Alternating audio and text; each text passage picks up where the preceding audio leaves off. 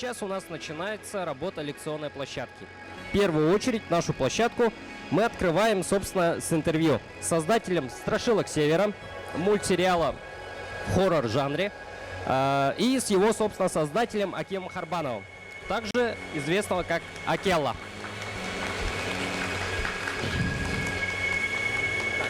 Можно ли сделать музыку потише? Так, у нас сегодня в гостях Аким Харбанов, и мы бы хотели начать вот с такого рядового вопроса, который вы, наверное, часто уже слышали. Когда вы впервые занялись творчеством? С творчеством начал с детства. В детстве нарисовал комиксы я. А как-то появились компьютеры, начал нарисовать эти мультики. А потом набирал опыта и пришел на это «Страшилок Севера». Многие знают вас как создателя тех самых якутских страшных мультиков о нечисти. Какие проекты у вас еще есть? Ну, первый проект был «Плачакан». В 2012 году выпустили. А помимо этого есть сейчас действующие проекты? Сейчас только «Страшилка Севера».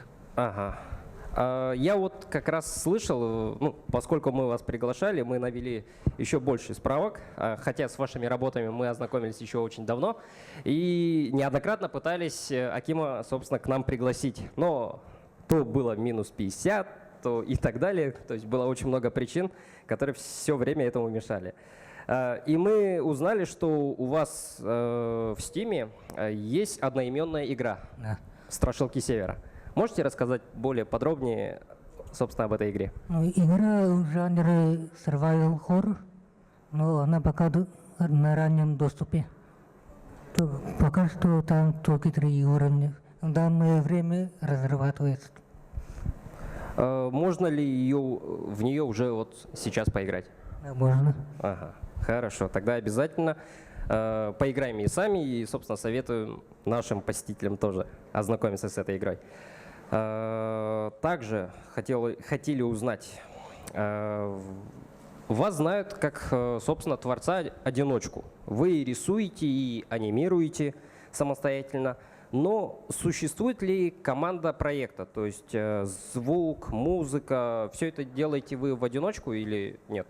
Ну, музыка, звук, все сам, в одиночку. Полностью сам. Угу.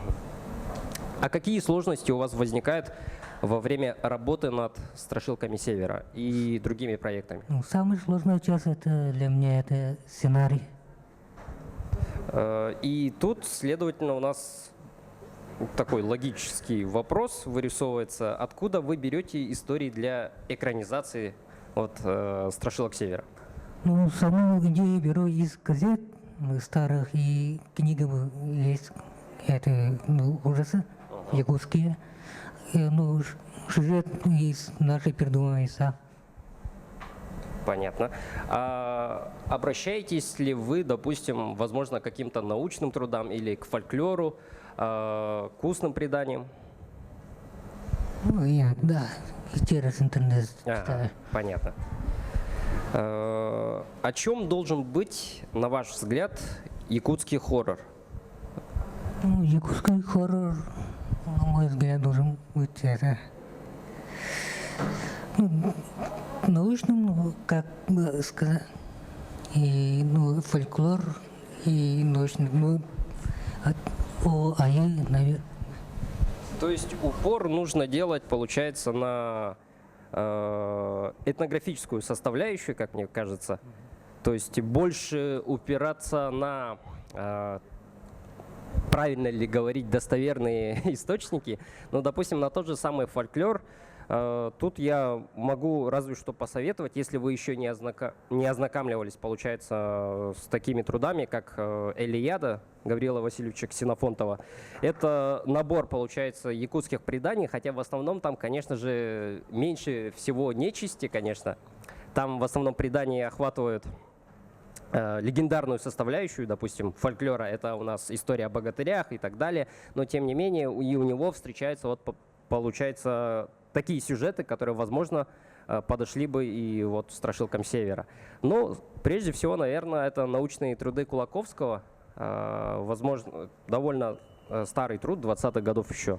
И там, получается, в этих научных трудах, в этом сборнике есть несколько десятков историй, посвященных вот как раз-таки якутскому бестиарию. Это, допустим, и Уэр, который, кстати, о котором вы тоже снимали, я помню, серию.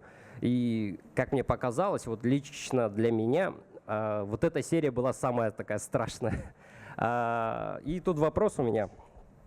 Какую, получается, серию из «Страшилок Севера» вы считаете самой такой удачной и вашей самой любимой? Моя любимая серия — это 11-я «Ночная старуха». Можете подробнее вот об этой серии рассказать? Может, кто-то из наших гостей не смотрел еще ваши работы все? Ну, история о семейке, бедной семейке, которая переезжает в старинный дом. Там родители постоянно пьют алкоголь и оставляют ребенка в одиночку. И ребенок это остается дома одна, и там обитает призрак старухи. Где можно ознакомиться вот с вашими работами? Вот это для наших гостей, чтобы было известно. Ну, на YouTube есть канал Акелла Анимашн, там можно посмотреть все серии бесплатно. Спасибо. И у меня еще пару вопросов таких. Вдохновлялись ли вы при создании «Страшилок Севера», вот помимо, получается, конечно же, страшных историй, которые вы встречали в газетах? Я помню, в одном из интервью вы сказали, что часто обращались к газетной колонке под названием «Харангахос» «Темная комната». А вот помимо этого, может, на какие-то другие работы, может, просто в кино, там, музыка или что-то подобное? Ну, мультик был «Аламус» Константина Тимофеева. А мультик каких годов? Я вот не знаю, правда. 2000 год где-то. Дипломная работа была его. Понятно. Стиль от него взял как-то. Хорошо, спасибо. И ну, вот мы это, наверное, задавали уже. Так, ну и, соответственно, какое свое творение вы считаете своим любимым? Ну, наверное, это коррелируется вот с тем вопросом, который я уже ранее задал. 11-я серия, как вы сказали, да? Угу. Тогда я бы хотел обратиться вот, собственно, к нашей аудитории. Есть ли у вас вопросы, которые вы хотели бы задать? Ага, давайте. Здравствуйте. Я хотела бы спросить, а вы, когда вот свои сценарии придумываете, вы основываетесь только на якутскую мифологию или на другие вот народности Севера? Только якутские. Да. И я еще хотела спросить, я помню одну серию, где вот сбежал заключенный, и там была семья молодая, и у них рядом с домом вот этот пенек, из которого монстры выходят. Можете спросить, а что это за монстры? Потому что я никогда еще не слышала о таком. Ну, этого монстра я придумал сам. В фольклорах такого не было. Но они дают это жертву, как мясо дают же. Я просто вот в якутской мифологии такого никогда не слышала, а вот и подумала, что может это там эвенки или что-то такое из этой мифологии. Хорошо, спасибо. Есть ли еще у кого-нибудь вопрос? Сейчас. Здравствуйте, у меня есть вопрос по поводу продакшена. Сколько времени занимает вообще полное от начала, от задумки до выкладывания на YouTube? Сколько времени занимает этот весь процесс? Некоторые серии идут, занимают неделю, а некоторые год. Может, еще у кого-нибудь вопросы? Ага. Он тоже серия хан таксары. Ну, в марте, наверное, скорее всего. Как называется игра? Horror of the North. В плеймаркете и можно ее найти, да? На Стиме демка есть бесплатная. Понятно.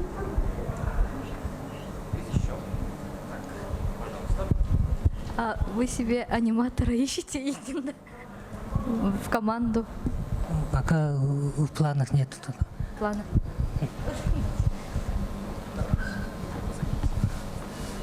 Может, еще у кого-нибудь вопросов больше нет? Что ж, на этом предлагаю, собственно, поблагодарить нашего гостя Акима Харбанова. Спасибо вам большое. И приступить к нашей лекционной части. И приглашаем, собственно, нашего первого лектора Семенова Анатолия, сотрудника музея Ярославского. Ну, я думаю, он о себе скажет более подробнее и лучше, чем я. Так, всем добрый вечер. Меня зовут Семенов Анатолий Артемович, заведующий сектором этнографии Якутского музея имени Ярославского. И у меня будет сегодня такой вот тема про лошадок. Да, вот, как я понимаю, в этом году у нас год лошади, да, вот такой, да, вот, и более такой актуальный, скажем так, да, вот. И можно презентацию, да, там культ написано. И тема моего доклада называется «Культ лошади у народа Саха». И как мы с вами знаем, да, вот, мы с вами народ, который очень сильно почитает лошадь, да, вот, лошадя, коня, да, вот, ну и там различных еще животных, да, вот, то есть нужно понимать, что якуты, да, вот, почитают не только коня, да, скажем так, да, вот, но и там крупнорогатый скот, медведя, да, вот, рысь, да, вот, там собак, там, да, вот, и так далее, и так далее, и так далее. Там их довольно-таки великое множество, скажем так, да, вот. Но тут немножко какая-то ошибка выходит. Там окей, надо нажать. Вот. И вот, и в чем же у нас проявляется именно почитание, да, вот, лошади, скажем так, да, вот. То есть это в первую очередь это наше отношение к нему, да, вот. То есть, да, ну, многие могут задаться вопросом, да, мы говорим там священная лошадь, да, вот, священная лошадь, там, да, вот, почитаем, уважение, но мы очень любим есть, да, вот, жеребятинку, да, вот, мы очень сильно любим, да, вот, да, вот. Угу. И в целом, и в чем же еще и заключается, то есть это у нас, во-первых, это у нас культовое почитание, да, вот, у нас конь, это у нас главный, скажем так, гость, главный элемент, да, вот, на нашем празднике в Исахе, да, вот. У нас, во-первых, есть целое божество, да, вот, покровитель лошадей, да, который дал нам табунный скот, скажем так, да, вот.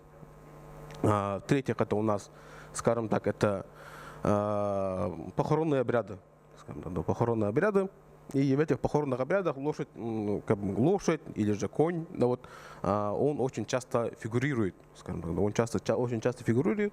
И в целом можно сказать, что погребение с конем, да, вот, человека с конем, да, вот, или же погребение коня, вот, единичным экземпляром, да, вот, довольно-таки часто встречаются в нашей погребальной практике. Да, вот, встречается аж до 18-19 века.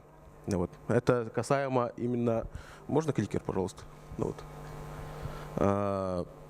Это касаемо погребений, скажем так, грунтовых погребений. Да, вот, да, вот, вот так. Угу. Ага. И вот, да, вот, как я уже ранее говорил, да, вот, лошадь, она у нас, скажем, очень активно фигурирует в нашем празднике. Да, скажем. Ну, мы немножко назад, скажем так, да, вот, перекинулись, скажем так, да, вот. И это бывает различных мастей, там, да, вот, это зависит от пожелания там Алгысчита, пожелания, скажем так, божеств, да, вот, пожелания там духов различных, да, вот, и так далее, и так далее, и так далее, скажем, да, вот тут. Но зачастую, да, вот, на Исахе мы часто видим лошадь там такой вот белой масти, скажем, белого цвета, скажем так, да, вот. И вот элементы, так скажем так, культового почитания, да, вот, ну, отражается практически во всех наших элементах, да, вот, традиционной культуры, да, вот, касаемо там каких-то оригинальных изделий, да, вот, это вот у нас такой вот календарь 19 века, да, вот, с головами лошадок, да, вот, рукоять якутской батыи, да вот, скорее всего, даже ритуальной, да, вот эта рукоятка такая вот. И, конечно же, подвески на одежде, да, вот, то есть их довольно-таки очень часто встречается, да, вот. И в погребениях якутских их можно встретить довольно-таки часто, скажем так, да, вот, то есть, ну, в богатых захоронениях, скажем так, да, вот.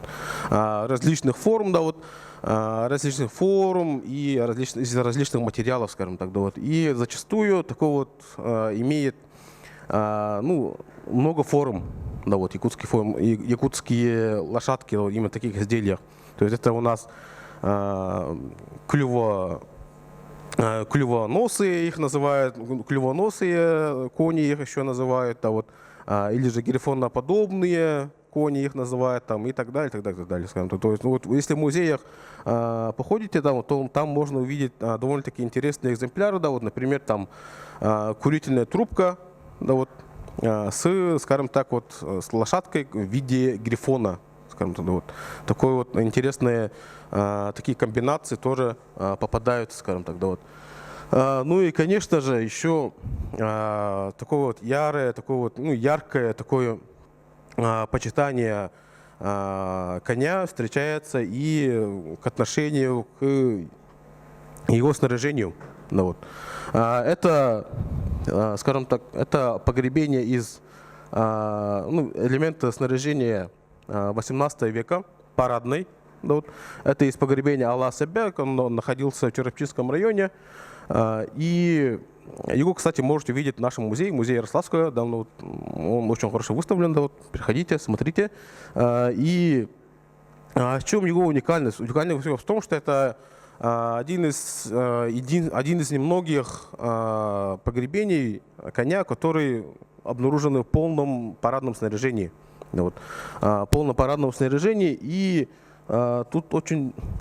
И у него были вот такие вот украшения, вот именно в оголовье. Да, вот.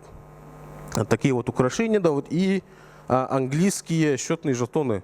Да, вот, английские счетные жетоны, они использовались как подвески. Вот именно, они так вот с головы свисали, да, вот, и скорее всего это выглядело очень красиво, да, вот, на живой лошади, да, вот. И, конечно же, зачастую мы с вами там периодически, да, вот, в новостях слышим, да, вот, что археологи раскопали, да, вот, очередное погребение, и что-то нашли там, да, вот, и так далее, скажем так, да, вот. И зачастую в якутских захоронениях встречаются очень часто седла, да, вот, для того, чтобы покойный смог спокойно добраться до мира мертвых, до мира душ, да, вот, скажем так, да, вот.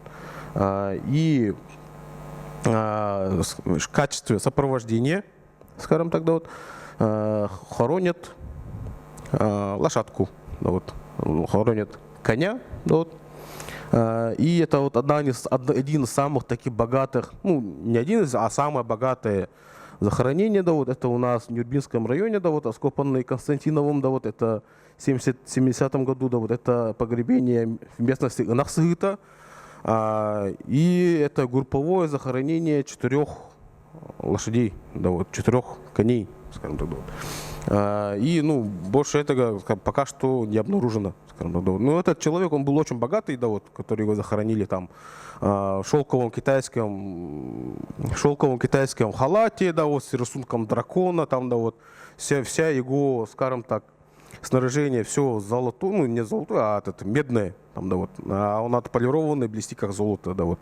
И издалека видеть, там, это вообще в то время, в 17-18 веке, там, ну, мягко говоря, там, удивишься очень сильно, да, вот. Там издалека что-то золотое светит, там, абсолютно золотой человек, там, даже у него ложки ну, медные, там, блестящие были, скажем так, да, вот. И вот погребение, которое мы с вами посмотрели, это вот, он вот так вот лежал.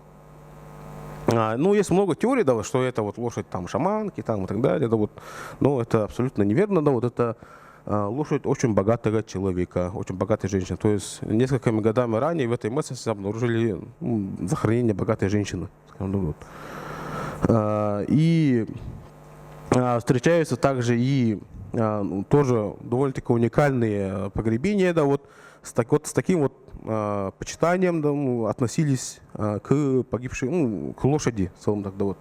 Это погребение в Сунтарском районе, местности Марба, и вот одна из его отличительных черт в том, что он в гробу лежит. А как правило, коня погребают не в гробу, а просто вот, в яму ложат, скажем, вот, и яму кладут и вот покрывают таким вот берестяным полотном, скажем так, да, вот.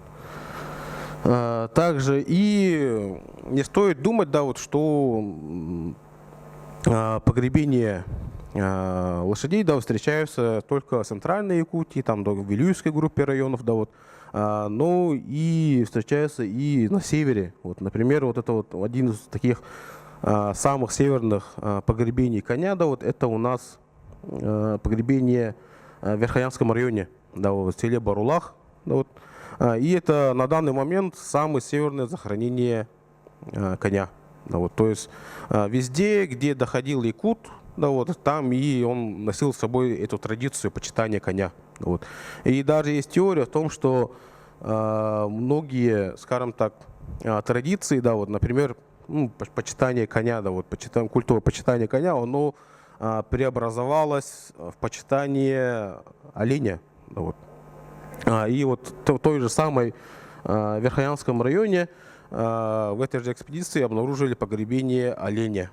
Ну, вот. Погребение оленя. И вот это вот культовое такое почитание, оно переросло в, скажем так, почитание оленя. Скажем так. Ну, некоторые теории так говорят. Да, вот.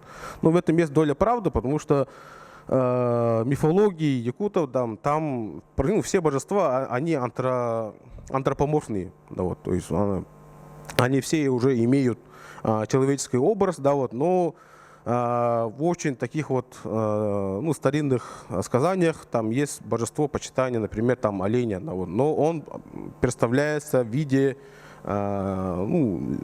оленя, да, вот, скажем, зверя, да, вот, не в зооморфном виде, да, вот, не антропоморфном. Он пока не обрел человеческий облик, да, вот, и это считается, что это такой архаизм, да, вот.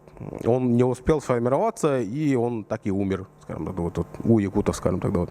Но он, умер, это слишком грубое слово, да, но он просто не смог пока что переобразоваться в нечто большее, скажем так, да, вот, так думаю.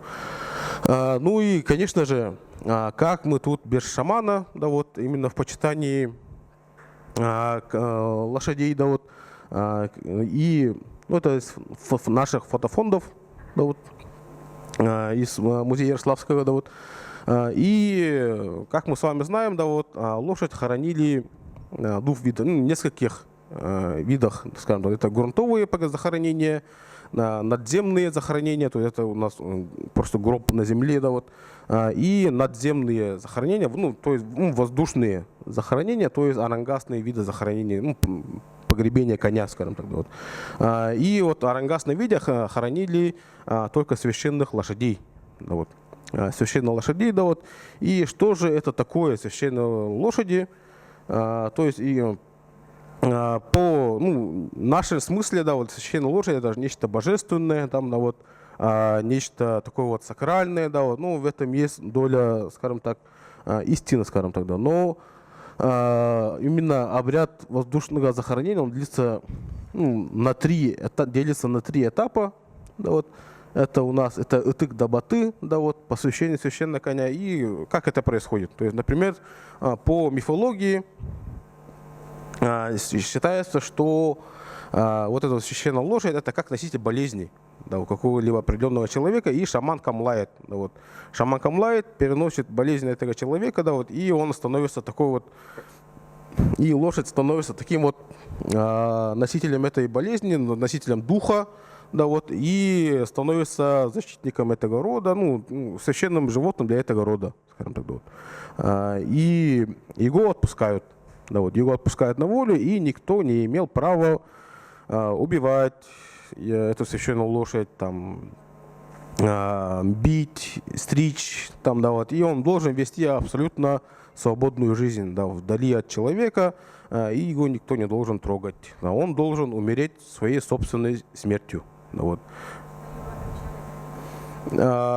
Нет, не отмечали, но это было, ну, визуально, скорее всего, понятно, наверное, то есть, потому что, ну, он весь обросший, да, вот он весь обросший, и, ну, слухи быстро распространяются. Да, вот, слухи быстро распространяются, что, например, вот какой-то род, да, вот, сделал вот такой вот обряд, да, вот, и эта лошадь такой масти. Да, вот. И там вот дух выбирает ну, масть этого коня, да, вот, например, там пестро-рыжего цвета, там, да, вот, там, черного цвета, там, белого, там, и так далее, и так далее, и так далее. То есть таких вот вариаций он должно быть, ну, великое множество, скажем так, да, вот. И, ну, считается, что убивать это, ну, его большой грех. Да, вот. И самый, ну, очень интересный факт, да, в том, что воздушные захоронения лошадей, да, вот они были, ну, распространены практически у всех родов, скажем так, да, вот, практически по всей Якутии, да, вот. Но на данный момент известно лишь погребение в Сунтарском районе, да, вот. И в центральных районах, да, и других районах Вилюйской группы там пока не выявлены, да, вот. Ну, и это вообще обуславливалось тем, что, ну, в Сунтарах это погребение ну, довольно-таки поздние, да, вот. Довольно-таки поздние, да, вот. Например, вот эти вот захоронения, вот это вот воздушное захоронение священных лошадей, это у нас захоронение начала 20 века. То есть некоторые из них, например, вот эти вот 3, да, групповое захоронение лошадей, да, вот, они 30-х годов, то есть после уже наступления советской власти. То есть до столь позднего времени, да, вот, когда шла гонение на шаманов, гонение на церковь и так далее, да, вот, то есть якуты, они придерживали своих традиций. Да, вот, и то по преданиям известно, что они насильно убили этих лошадей, то есть они не умерли своей собственной смертью. То есть люди побоялись, что их убьют просто так и, ну, так выбросят просто, да, или же пустят на мясо, скажем, вот. И поэтому во избежание этого люди собрались, да, вот, и убили 3 священных лошадей, да, вот, умертвили ритуально и сделали, ну, подняли тела в Варангас, там, скажем так, вот. И эти погребения исследовал в 1970-х годах в ходе этнографической экспедиции там Вильям Федорович Яковлев, да, вот, известный как Тюгельген сейчас. Скажем, вот. В прошлом году ему исполнилось 80 лет. Да, вот. И таких подобных захоронений, их очень много. Да, вот, их на данный момент порядка известно 14 штук. Да, вот, и все они сконцентрированы в Сунтарском районе, и все они датируются началом 20 века. Да, вот, и вот, например, вот самый такой вот, ну, поздний такой вот, да, который мы обнаружили, это рядом с моим селом, да, вот, в Сунтаре, да, вот, и он датируется по примерно 70-ми годами 20 века, то есть совсем недавно. Вот. То есть совсем недавно, и мы уже тут, например, там можем увидеть, что здесь уже более монументальные такие вот постройки, да, вот, и уже тут уже в 70-м году, ну, как бы он уже изрядно деградировал, скажем так, да, вот. То есть традиция не угасла, но люди уже, скажем так сильно не стали заморачиваться, скажем так, да, вот. И касательно вот тоже про это захоронение вот на Восток, есть очень такой красивая легенда, ну, интересная легенда в том, что это захоронение лошади местности Тоновосток. Это захоронение, сделанное для того, чтобы, ну, эта лошадь типа спасла дочку богатого князца, да, вот. О том, что она, ну, дочка болела эпилепсией, да, вот. Там очень частые приступы были, и с помощью шамана решили обрести по обряд там вот их доботы. Вот, там, и, скажем так, спасли тем самым эту девочку. Скажем так, вот, эту девочку. И как бы, до 30-го года эта лошадь, она бегала по аласам, да, вот, Сунтара, скажем так, да, вот. Вот.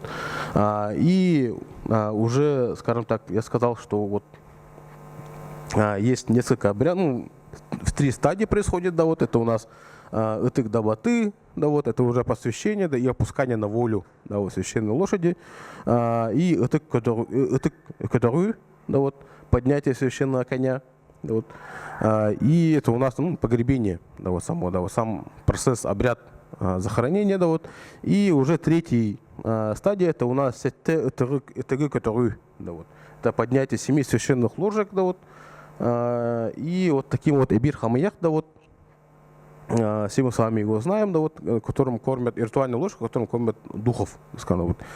И вот такую вот ложку, ну, хоронили, скажем так, спустя сколько-то лет после поднятия священной лошади, да, после захоронения, да, вот, чтобы почтить память вот этого вот лошади.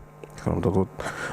И на данный момент, ну, это как-то, ну, странно прозвучит, наверное, да, обнаружено только одно захоронение ложки, скажем так, да, вот, да, вот, захоронение, вот, да, вот, он единственный в своем экземпляре, да, вот, если что. Ну и, конечно же, множество, скажем так, видов использования, да, вот, почитание лошади имеется, да, вот это у нас там в похоронных обрядах, там использование его как в качестве жертвенной пищи, да, вот, в качестве, скажем так, в качестве различных, ну, ритуальных обрядов, да, вот, именно жертвенник, именно там покровителя охоты, да, вот, Баянаю, там, или же там различным духам, божествам, да, вот, и так далее, и так далее, и так далее. То есть в этом и заключается его, скажем так, роль, да, вот, и вот, ну, такое вот почитание, скажем, уважительное отношение, скажем так, да, вот. То есть, ну, надеюсь, я понятно все рассказал, да, вот, ну, немножко сумбурно получилось, да, вот, но, ой. Но вот в целом как-то так, скажем так, да, вот. Ну и лошадь, как бы, мы, ну, до сих пор уважаем, да, вот, ну, до сих пор почитаем, да, вот, до сих пор любим их, да, вот, там, да, вот, в том числе и там кушать, там, скажем так, да, вот. Ну и в целом, как бы, эта традиция, она никуда не ушла, да, вот, ну и, надеюсь, она никуда не уйдет, скажем так, да, вот. И, как бы, ну, это является одним из самых главных таких вот, ну, как сейчас модно говорить, да, вот, это элементов культурного кода, скажем так, да, вот, то, что это вот, ну, лошадь, скажем так, да, вот. Ну и спасибо. Есть вопросы?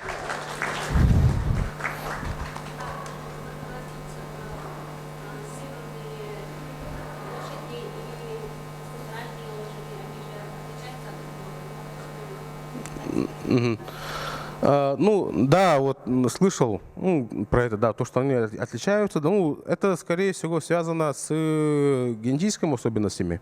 То есть, да, вот, сейчас генетики наши работают над выявлением того, что является ли якутская лошадь как бы местным или же перешлым, скажем так, да. Ну, считается, да, вот сейчас, да, в академической истории, да, вот, академической науке, что якутская лошадь, она никак не связана с ленской лошадью, да, вот, местным, да, вот. И она является прямым потомком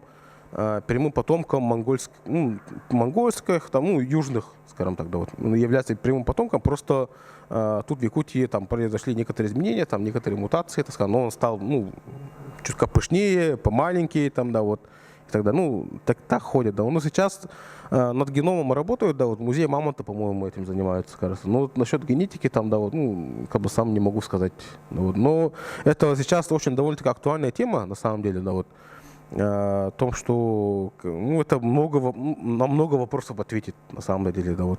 Но то, что, да, вот, то, что северные лошади отличаются от ну, центральных, да, то, ну, это есть, да, вот, как бы, ну, по виду как-то они по-другому выглядят.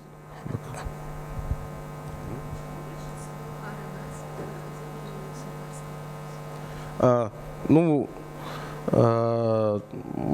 скорее всего, из-за отдаленности, наверное, скажем так, вот, ну, аранgasных, да, потому что, ну, Сантар, ну, находится в 1000 километрах к западу, да, скажем, да, вот, там и множество водных разделов, да, вот, и, ну, весьма обособленно жили, скажем, ну, и как бы, ну, да, относительно, скажем, да, вот, давнего времени довольно-таки обособленно жили, скажем так, да, вот, и традиции они держались, скажем так, получше, скажем так. Ну и, скорее всего, это еще и связано с тем, что вот в ближайших районах, да, например, в центральных районах, там, ну, в качестве агитации атеизма, там, да, вот, в начале 20 века, да, после становления советской власти, да, вот, там происходили, ну, как бы, ну, гонения на шаманов, наверное, да, вот, или же просто эти традиции, она исчезла, скажем, да, вот, она очень исчезла, да, вот, и новых не делали просто, да, в 20 веке. Да, просто новых не делали, и из-за этого памятники, они разрушались. То есть, как мы здесь видим, да, вот, это деревянные памятники, да, вот, то есть, они, деревянные памятники, они, как правило, к сожалению, очень быстро разрушаются. Да, вот, то есть, очень быстро разрушаются, да, вот, и, ну, кости все растаскиваются. Да, вот. А вот сунтарские, да, вот, известны тем, что это относительно близкие к нашему времени. То есть от них прошло всего лишь там 90 лет, считай, да, вот. То есть, а вот с этого, вот, считай, вот, ну, лет 50 только прошло, да, вот, к моменту обнаружения, да, вот. То есть относительно, вот, вообще, по историческим меркам, да, это очень маленькие такие вот хронологии. Ну, скорее всего, из-за этого. То есть, потому что где-то где-то раньше угасла эта традиция, где-то поздно, да, вот, может, мы вообще пока не обнаружили, да, вот. Ну и, конечно же, пожары, да, вот, то есть пожары — это главная проблема, да, вот, археологов, да, вот, этнографов сейчас, да, вот, то есть все вот сергеи, да, вот, все вот такие вот деревянные памятники, вот, там, могильные сооружения, они, к сожалению, все уничтожаются вот, стремительно, да, вот, мы даже не можем посчитать, наверное, сколько памятников мы потеряли за последние лет 10, наверное, да, вот, только из-за пожаров, да, вот. Но там еще и другие факторы, там наводнение, там, да, вот, строительные работы, там, да, это уже, ну, как бы страшный сон археолога, скажем так, да, можно сказать. Вот. Все, есть вопросы еще?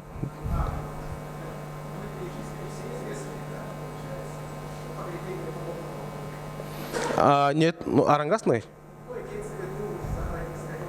Нет, это не все известные.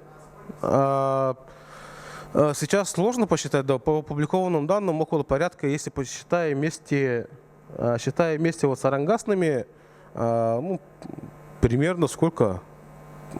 Примерно 40-50 наберется, наверное. То есть по всей республике. По внешним признакам и по радиоуглероду датируется, скажем, да, вот. Ну и, конечно же, одиночных захоронений у нас не так много. Да, вот, во-первых, каждое вот, грунтовое захоронение коня, оно привязано, как обычно это бывает, к определенному человеку. Да, вот, то есть он порядка метров 50 может лежать. Там, да, вот. И по инвентарю и так далее, по типологии можно определить датировку, в принципе. Да, вот. Ну и, конечно же, если это конь, да, вот, то по снаряжению, скажем, можно тоже определить датировку, в принципе. То есть, ну и тут еще терминологическая там ошибка есть, ну, немножко, да, вот, ну, в последнее время, да, вот, то, что, ну, люди часто путают конь и лошадь, скажем так, вот. То есть конь — это уже нузданное ездовое животное, да, вот, а лошадь — это, ну, свободное такое вот, свободного выпаса животное, скажем так, да, вот. Вот. Ага.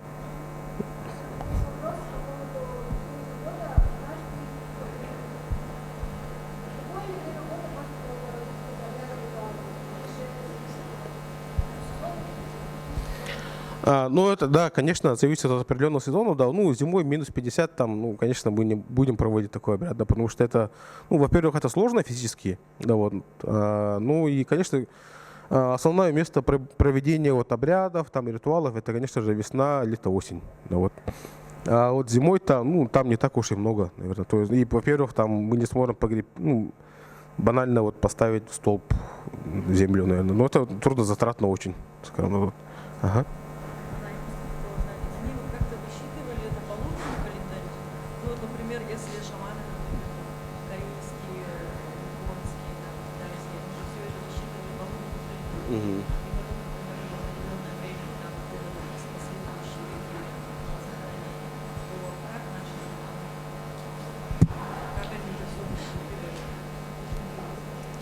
То, что погребали?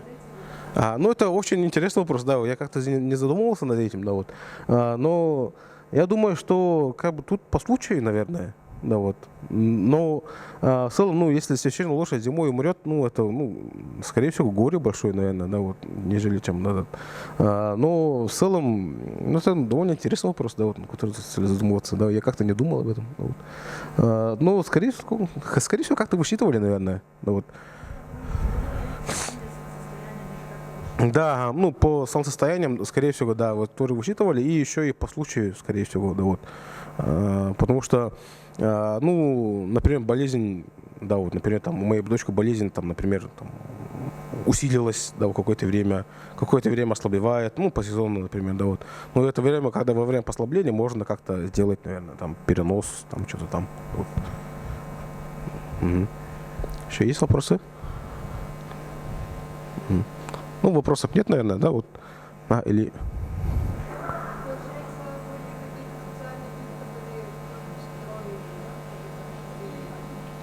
Да, там есть, ну, вообще в якутской культуре есть особая каста людей, да, вот, которая, ну, погребала людей, да, вот, в целом, да, вот. И думаю, что вот подобного рода строения, да, вот, они делали тоже, да, вот, они тоже хоронили, да, вот, то есть они их, ну, каста, она была нужна очень сильно, да, вот, но в то же время их нельзя было касаться, там, да, вот, ну, и потому что они имели дело со смертью, да, вот, они делали смерть, даже есть упоминание о том, что еду, когда им приносили, да, вот, они приносили через не дверь, а через трубу, короче, да, вот, печной, да, вот, чтобы еда очистилась там, да, вот, там, освободилась от всего вредного, ну, типа злодухов и так далее. То есть, ну, есть такая каста была там, да, вот, ну, их не так много было, конечно, да, вот, но там 3-4 человека, ну, в каждой есть такие люди, да, вот, скажем так.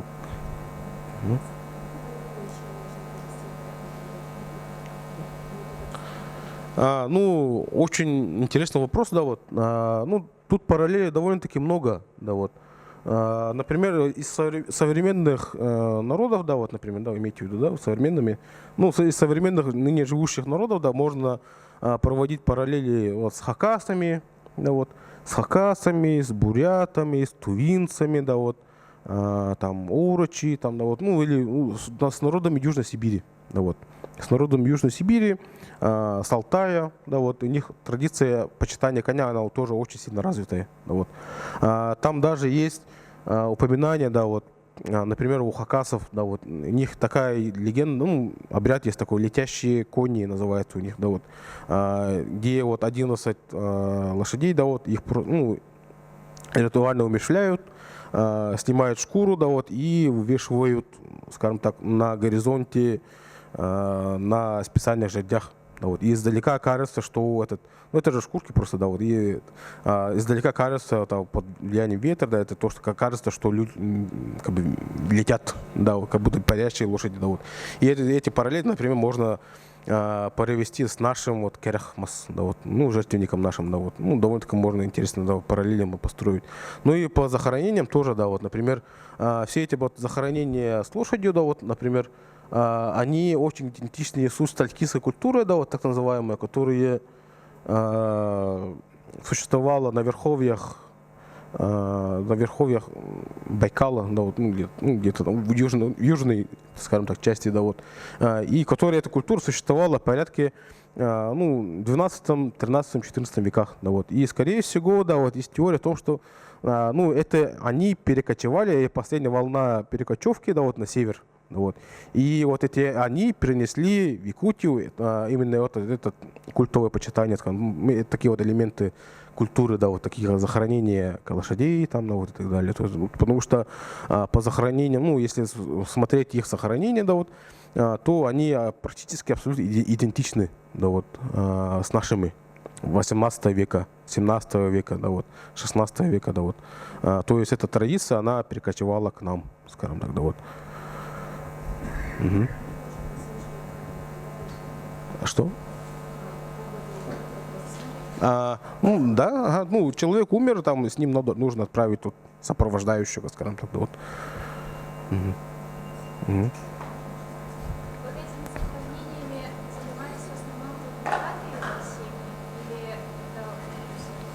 Ну, да.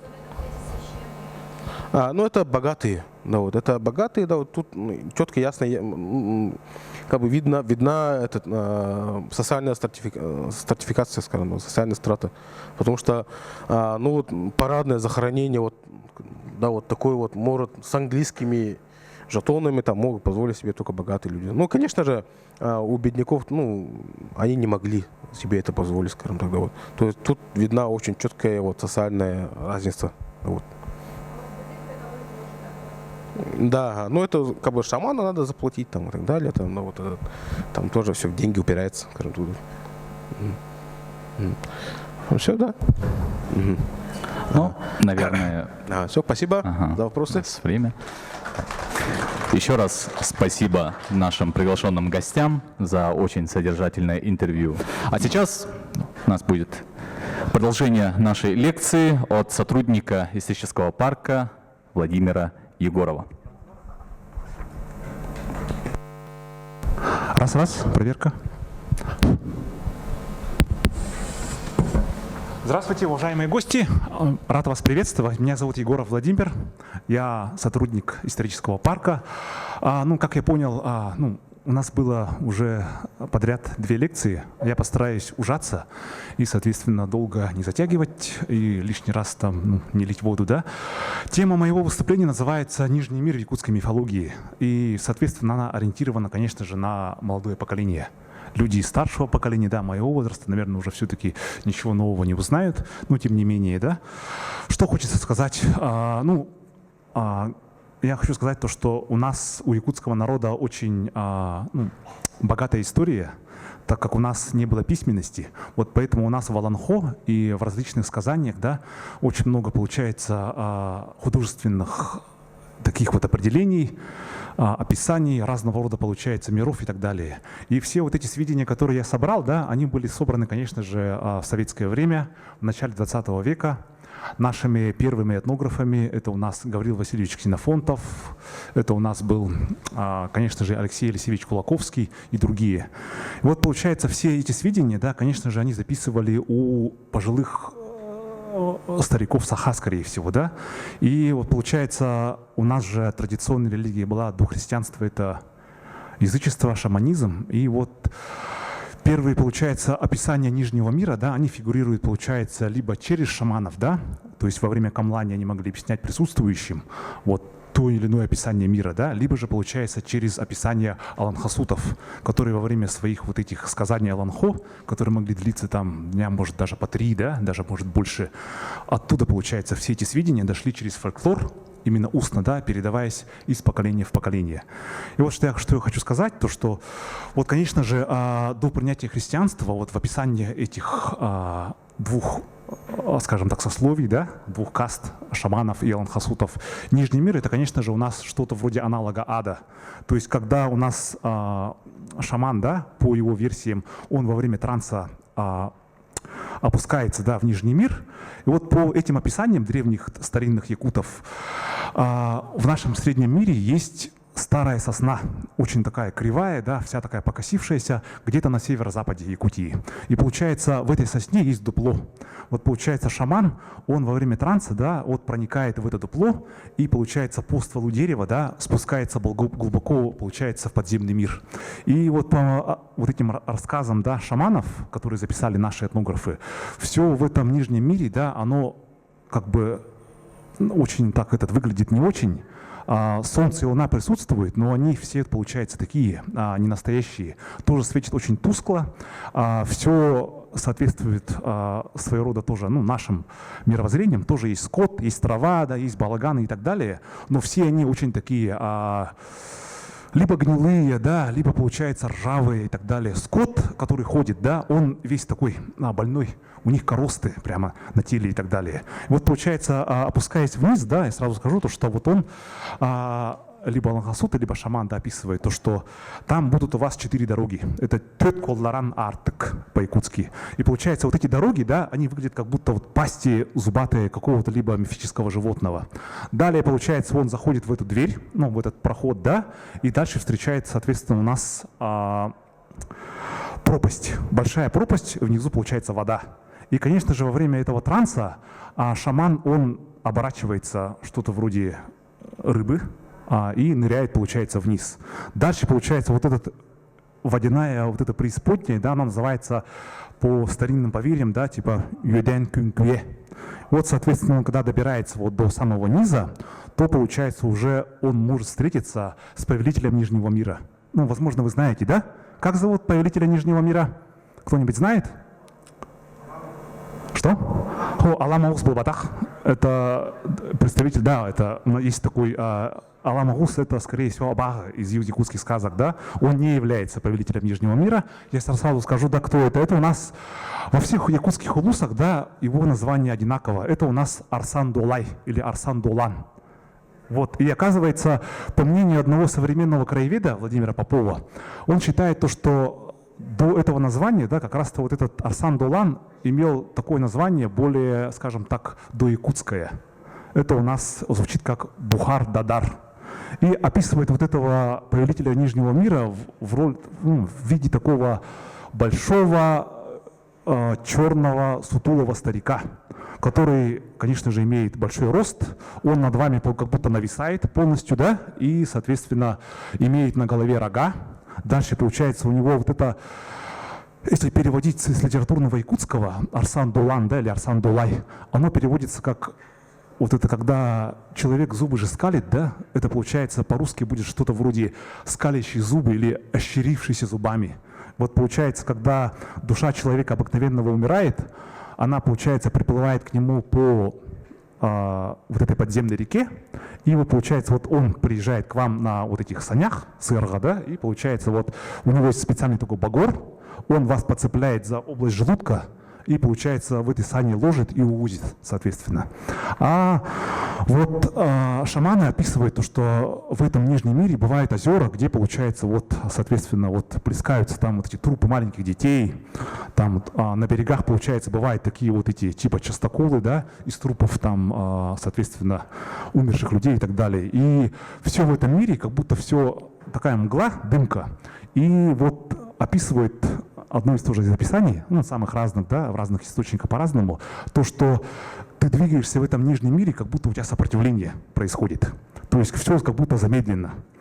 И вот это еще описывает то, что это похоже вот на якутскую уху. Вот когда она такая густая, да, серого такого наваристого оттенка, то получается трудно преодолеваться. И вот если вы знаете, да, ну, конечно же, вы видели, якутский шаман Оюн, да, он во время камлания, конечно же, использует свой костюм. Знаете, да? И его в костюме, вы, наверное, видели, да, есть такие металлические предметы, элементы. Знаете?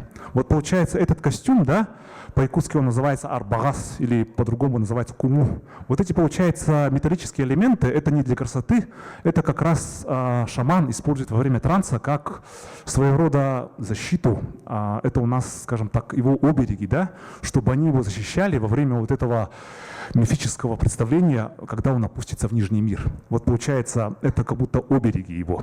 Вот, соответственно, когда он, шаман, отходит, да, вот по берегам вот этого Нижнего мира, да, где там разного рода болота, то, получается, он может пораниться об это всяких там вот этих копошащихся там каких-то тварей и так далее. Вот, получается, все вот эти элементы, да, это, получается, вот его защита, которым он прикрывается. Вот. И если во время камлания у шамана оторвется, да, вот этот кюхене, вот, ну, металлический элемент, это плохому. Получается, шаман, он, скорее всего, в этот год уже умрет. И поэтому, получается, отрываться вот эти, да, элементы не должны.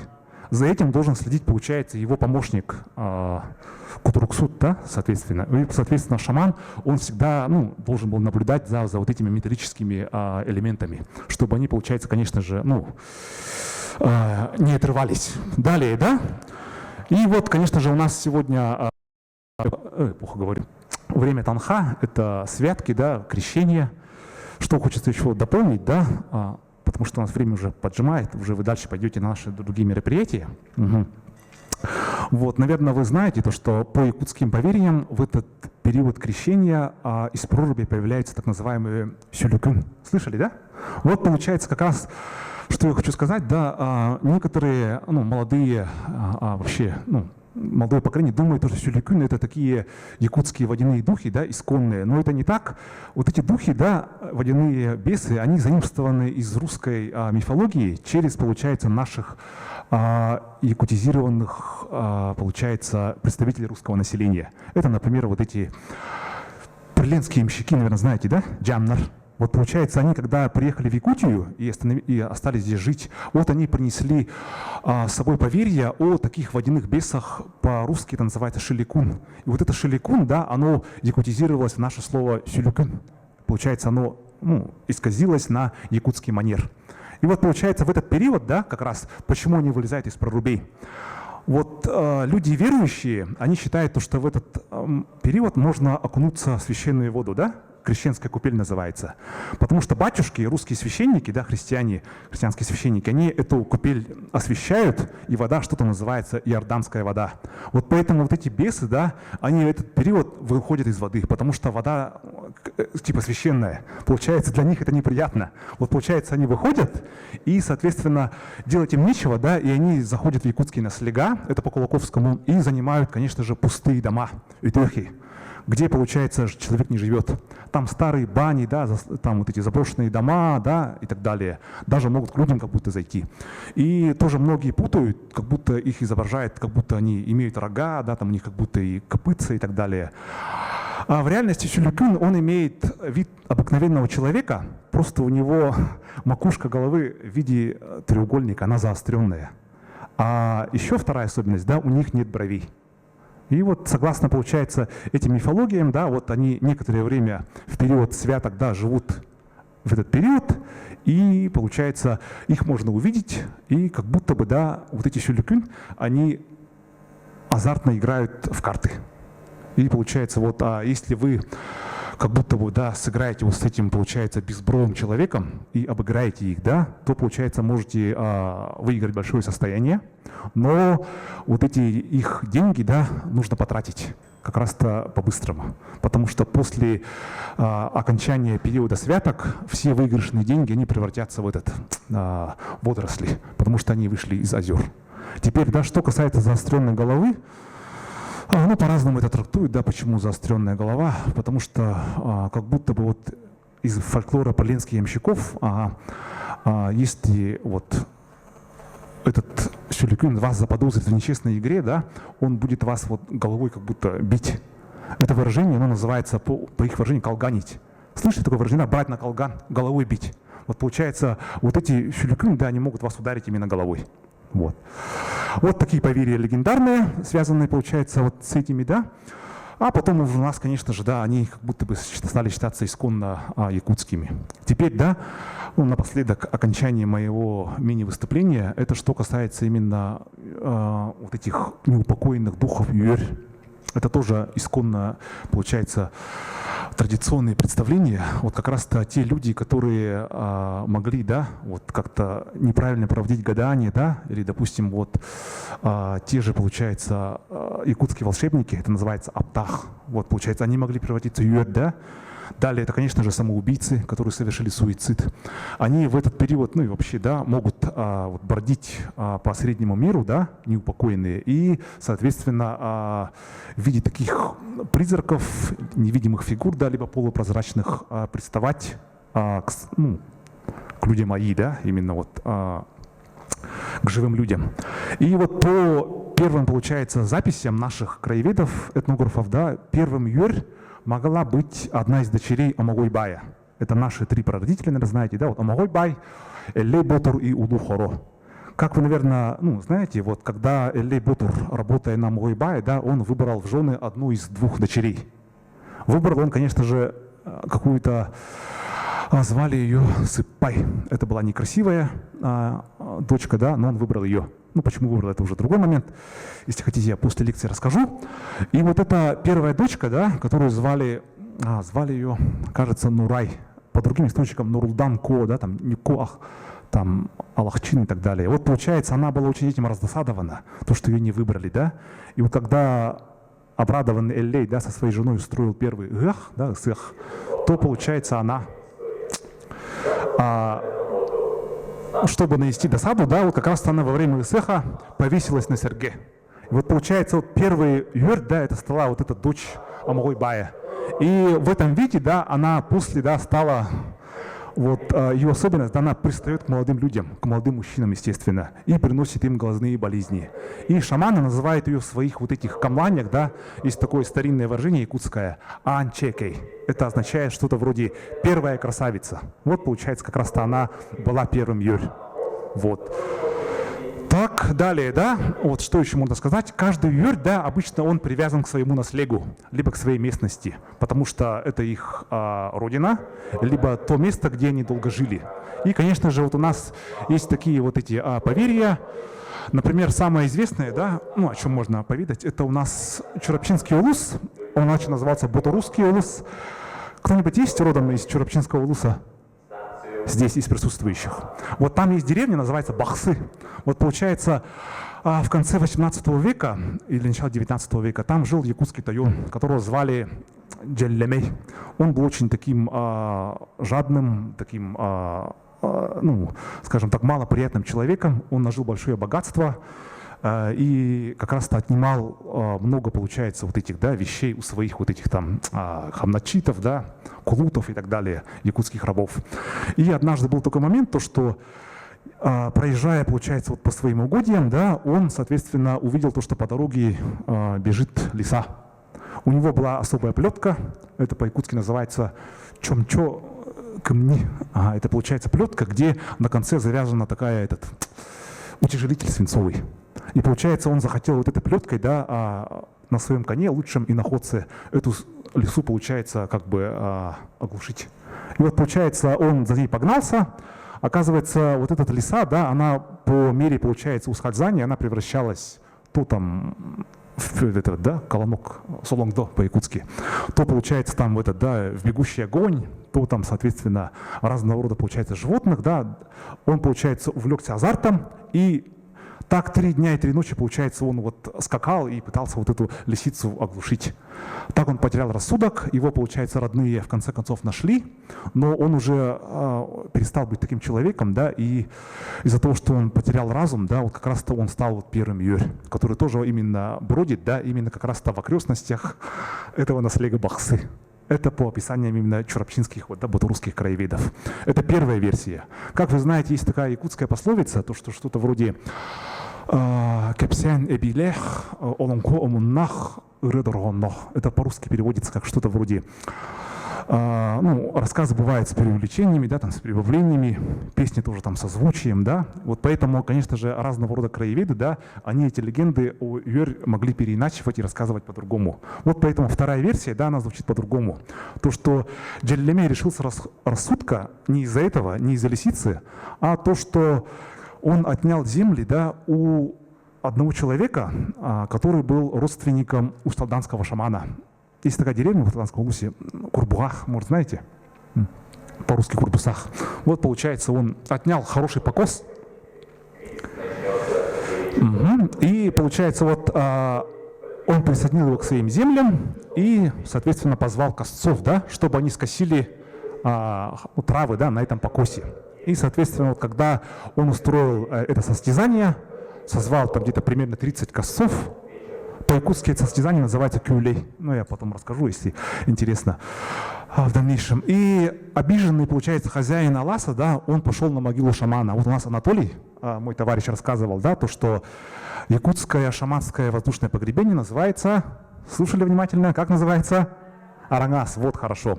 Это, получается, обездоленный хозяин, да, пошел на Арангас к своему отцу, который был шаманом. Он в том времени уже умер, да, и попросил помощи у этого шамана. Давайте я озвучу, да, я как раз с якутского перевел, примерно, что он мог попросить, да. И вот примерно просьба звучала так, да, то, что «Отец мой дорогой, как только ты закрыл свои глаза, на меня косо взглянул человек, имеющий дурной глаз, отругал имеющий острый язык, ударил имеющий крепкие руки, пнул имеющие мощные ноги. Прекрасный наш Алас отнял князь Джеллемей. Как ты этого не увидел, как ты этого не услышал? Остались мы босыми на снегу. Как же так?»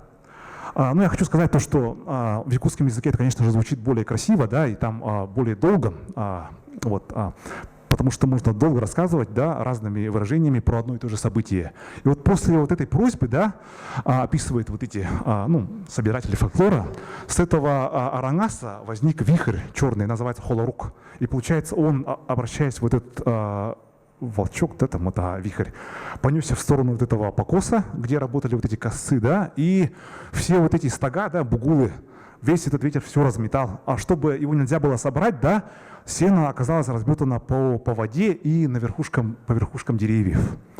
Началась большая буря, а косы все в страхе, конечно же, разбежались, а князь Джеллемей, который там ходил, да, и там подбадривал косцов, он пытался спрятаться в шалаше.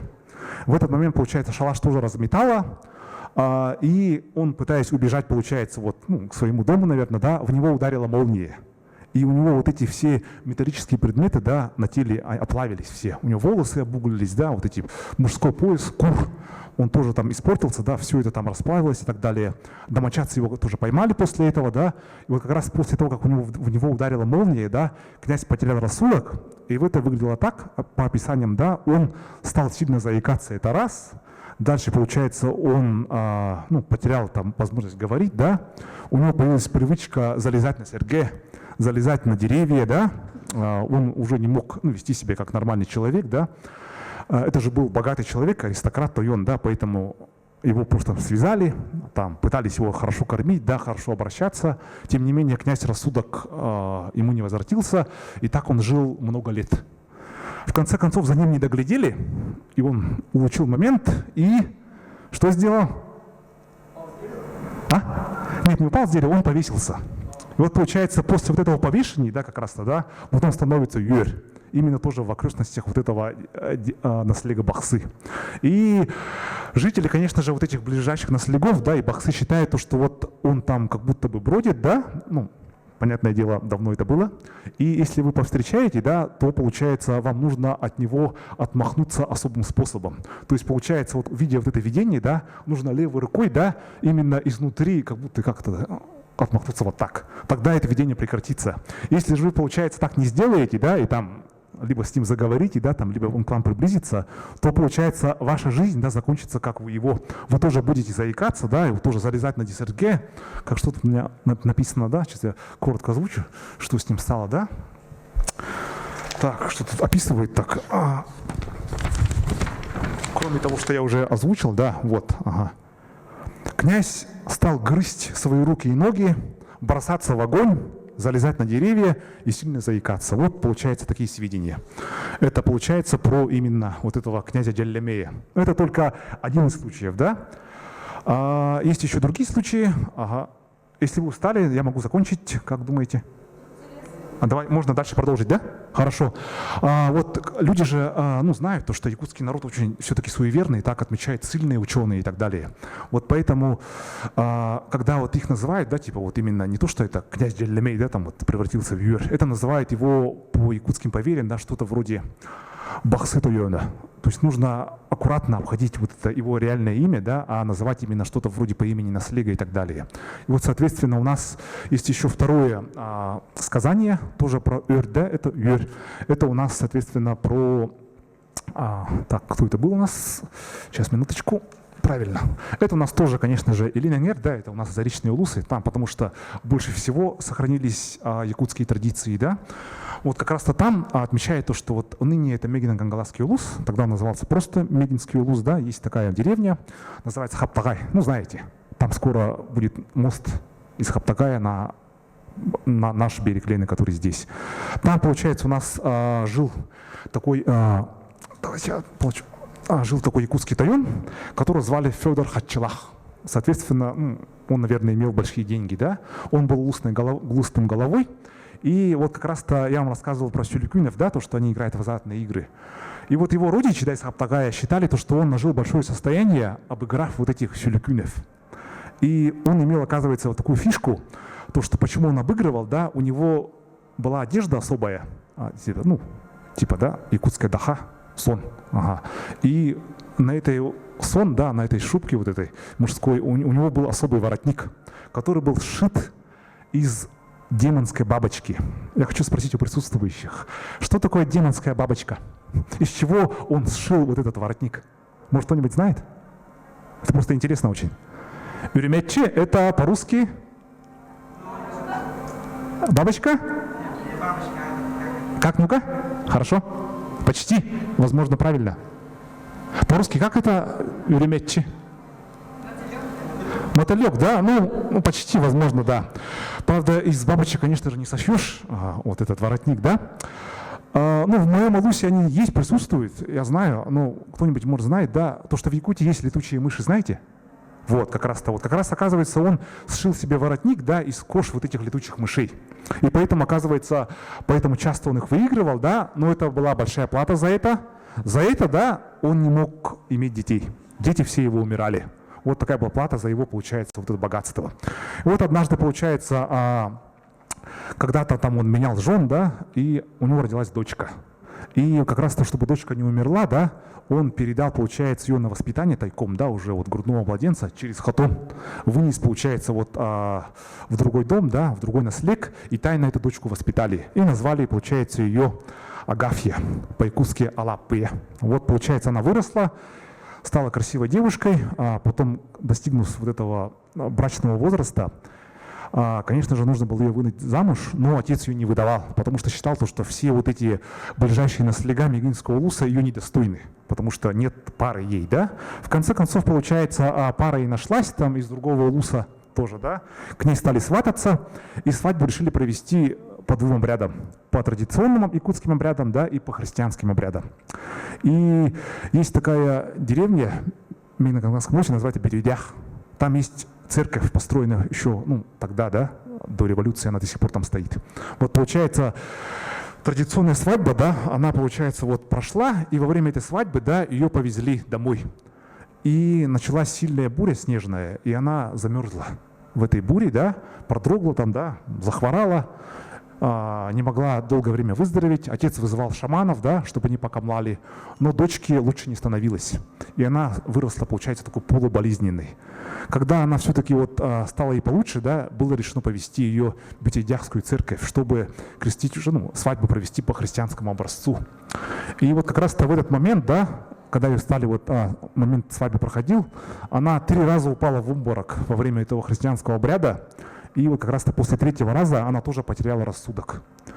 Она стала вот одеваться в свои лучшие одежды, да, и стала бродить именно вот в лесах вот этого наследника Хаптагай. Чтобы она не потерялась, конечно же, ей давали слуг, чтобы они за ней следили, да. И вот как раз-то у нее рассудок повредился, и она требовала, чтобы ей приносили мерзлое мясо. И вот получается, у нее была такая особенность, да, ей дали, либо она сама взяла этот осколок этой якутская пешня, называется они. Вот получается, этой пешней она урубила мясо, да, и только это мерзлое мясо кушала. Вот получается, бродя вот по окрестностям вот этого Хаптагая, в конце концов, да, она потребовала, чтобы ей дали на руки, да, ее сбрую, приданное от лучшего вот этого коня своего.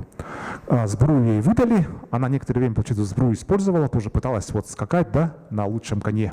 И в конце концов, получается, тоже слуги как-то не доглядели, и она была обнаружена повесившейся, вот получается, на этой сбруе. И вот как гласят якутские археологи, да, байка такая, то что кто-то, если вот найдет, да, погребение, вот как раз-то в этой местности, да, вот с этими вот этими сбруями, как раз-то, да, то это нехорошо. Ну, если это вот женское погребение будет дохристианское, соответственно, дореволюционное. Потому что вот эти сбруи, да, тоже вот похоронили вместе с ней.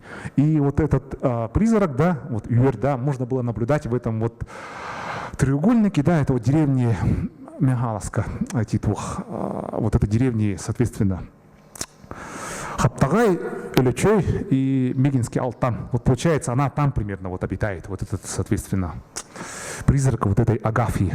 Алтан Хотун Агафья. Сейчас ее так отмечают именно в якутских вот этих записях. Вот. Дальше, да, что еще можно дополнить, да, ну, мой рассказ.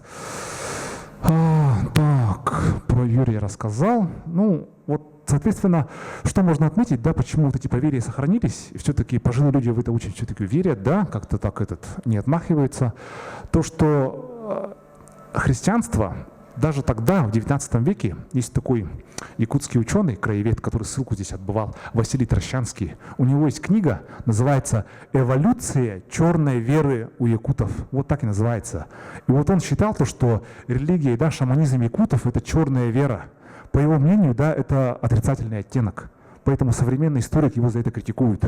Потому что, по его мнению, да, якуты поклонялись именно вот таким вот нехорошим, таким каким-то черным вот этим, как будто божествам.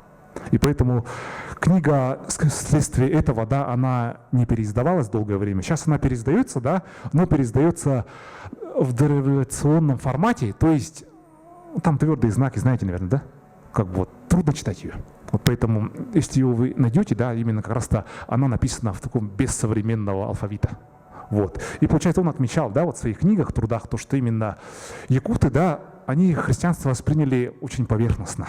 И поэтому как бы считать то, что они усвоили христианство полностью, да, это неправильно.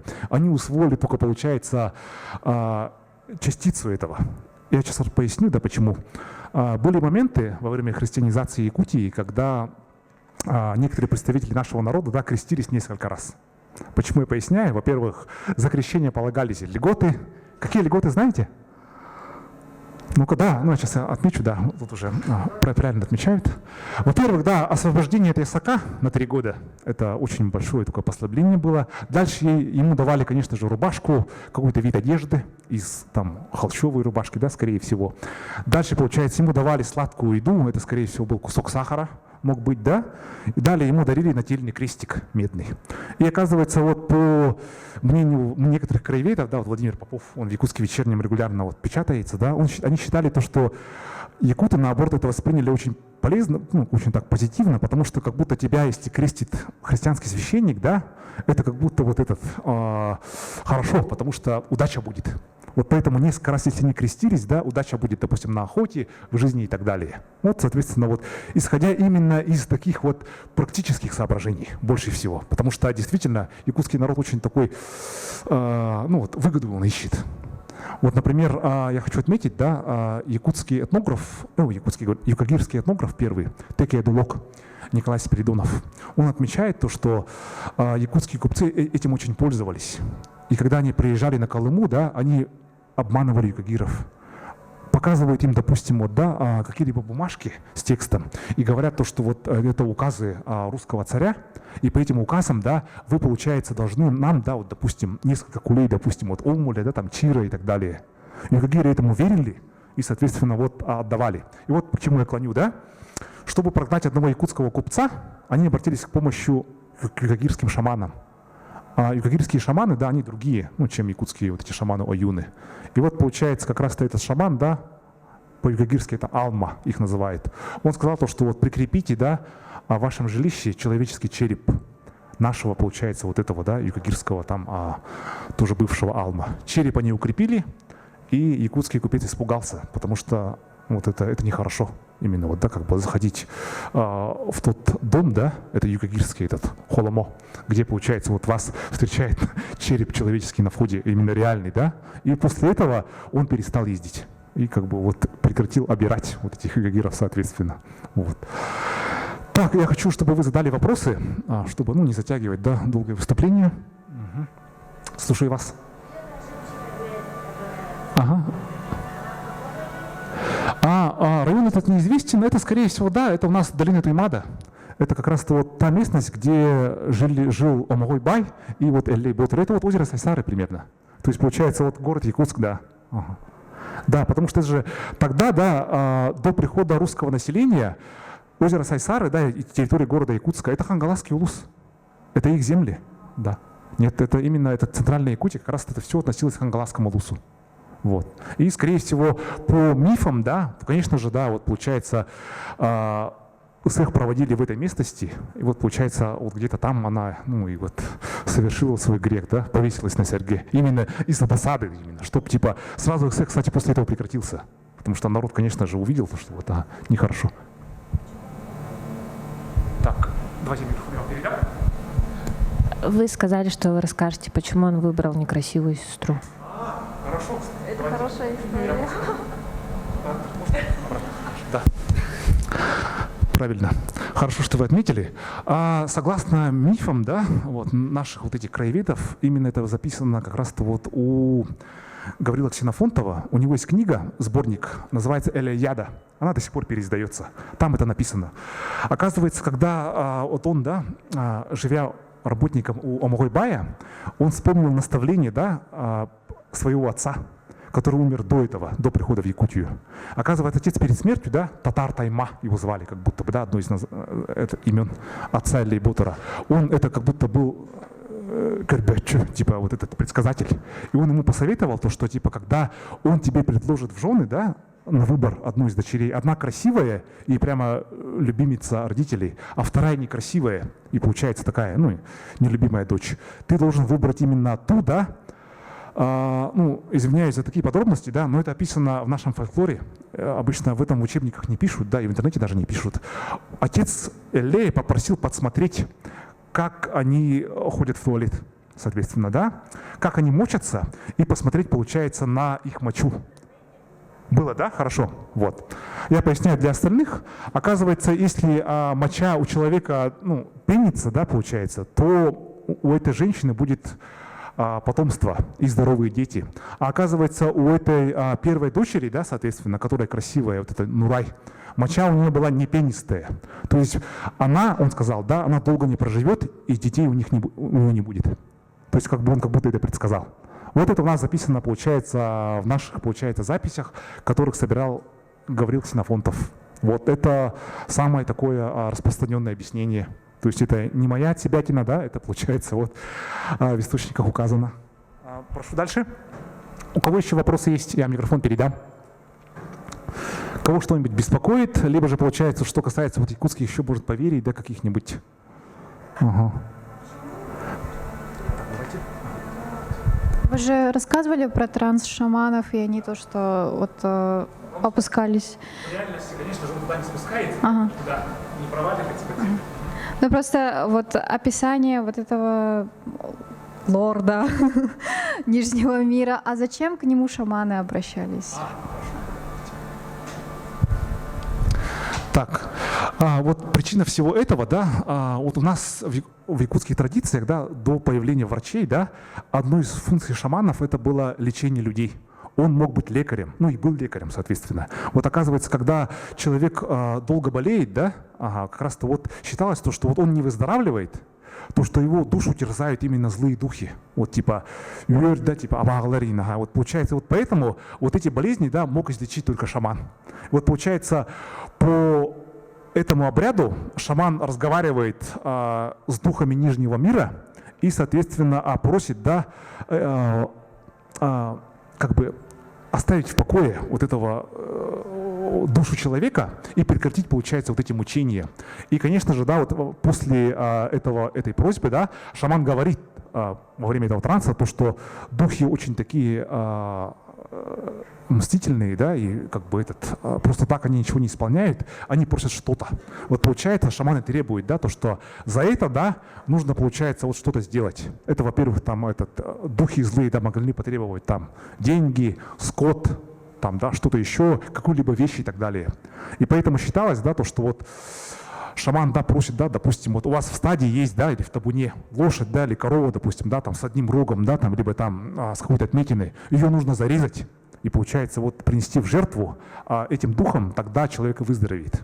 Вот. А ссыльным казалось, да, вот этим, те, кто наблюдал этот обряд, да, как будто шаман из таких вот этих побуждений просит. Мол, им казалось, что шаман так просто говорит, да, типа, мол, давайте вот корову зарежем и так далее. Вот. Просто они этого не понимали. Очень много традиционных якутских верований потерялось именно в советское время. Именно после вот этого 20-го года, когда провозгласили вот атеизм, да, соответственно, вот борьбу с шаманством, союз воинственных и безбожников и так далее. И как раз-то вот шаманам запрещалось камлать, у них изымались шаманские костюмы и так далее. Да, и вот тогда все традиции, они уже потерялись почти, я думаю, они уже навсегда потерялись. И эти традиции, да, вообще шаманские костюмы, да, вот эти все описания, это просто превратилось в часть нашего культурного наследия. А вот, кстати, до советской власти, да, до советского времени шаманские традиции сохранялись хорошо. Почему? Потому что при царях, да, как раз-то, да, за этим так хорошо не следили, да, позволяли шаманам обряды производить, потому что от якутских жителей требовался ясак. Ну и, соответственно, вот, да, нужно было уживаться, и пусть вот эти воеводы, да, вот эти всякие исправники, они, ну, спустя рукава следили вот за, получается, вот, да, за шаманами и так далее. Им все это позволялось. Вот. А в советское время все это было, получается, у нас потеряно и так далее. Вот я хочу вам рассказать одну историю, тоже связанную с шаманами, да. Мне ее рассказал, да, потом я прочитал в книге моего учителя. Он мне преподавал. Это у нас Афанасий Анатольевич Алексеев, родом из Кобяйского улуса, Сибянькюль. Ну, он еще, ну, рассказывает, то, что ему провели обряд замены сердца. Мы слышали? Вот как раз, да. Вот как раз он мне рассказывал то, что в одном из улусов Якутии, да, в 30-е годы вот один якутский коммунист сказал то, что вот, да, надо бороться с предрассудками и как бы бороться с шаманизмом и так далее. Потому что по советской власти все должны быть материалистами и так далее. И вот попросил то, что собраться сельчанам, да, пойти в лес, где находится вот, да, арангас, и, соответственно, нужно его сжечь. Народ собрался, он сам устроил костер, да, и все это поджег. Арангас загорелся, и, получается, вот из этого арангаса, да, выкатился вот этот череп шамана. Он его ногой, как в футбол, да, подпинывает обратно в огонь. И, получается, 3 раза, да, этот череп обратно выкатывался. Этот разозленный, получается, коммунист, да, он рассердился, приказал принести ему кол, и череп шамана, да, он посадил, ну, насадил, да, на кол и сказал, пусть стоит, не трогайте. Костер догорел, все ушли домой и так далее, да, там прямо все сказали, что вот, да, как бы, да, ну, раз такое дело, да. А ночью, да, этот коммунист сгорел со своей семьей дома.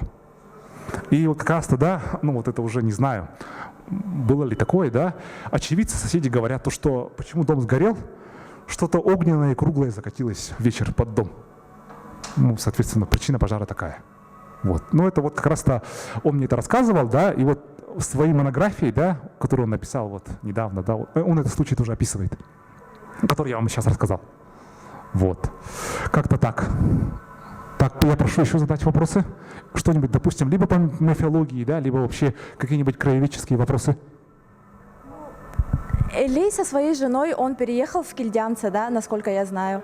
И это же Элей начал проводить первые эсэхи.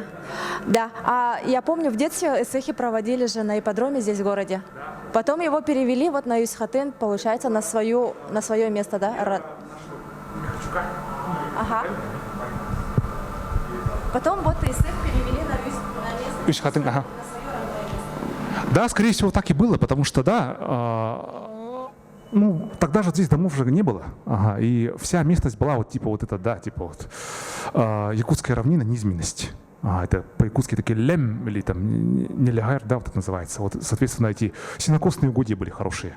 Вот, и да, там могли проводить именно местность. Потому что чем больше людей вмещается именно вот на празднестве, да, тем, конечно же, лучше. Вот. Как-то так. Ага. Тем, что к себе у себя оставлял отрегулованный свой там. Да, почему-то так, да, вот в мифах упоминается то, что, да, этот обозленный Омугой Бай, да, дал им, получается, вот только вот по самой плохой лошади, по самой плохой корове. Тем не менее, получается, от этого скота их, получается, состояние все приумножилось и приумножилось. Вот. Что еще можно отметить, да, так тоже, ну, вдобавок, да, это тоже наши мифы. Вот большинство улусов Якутии, да, они ведут свое начало именно от Эллея. Ага. Например, Омугой Бай, да, тут, насколько я знаю, да, насколько я помню, представители 2 улусов имеют происхождение именно от Омугоя. Может, вы знаете, да, кто это именно? Может, вы знаете, вам родители, там, либо учителя, может, рассказывали?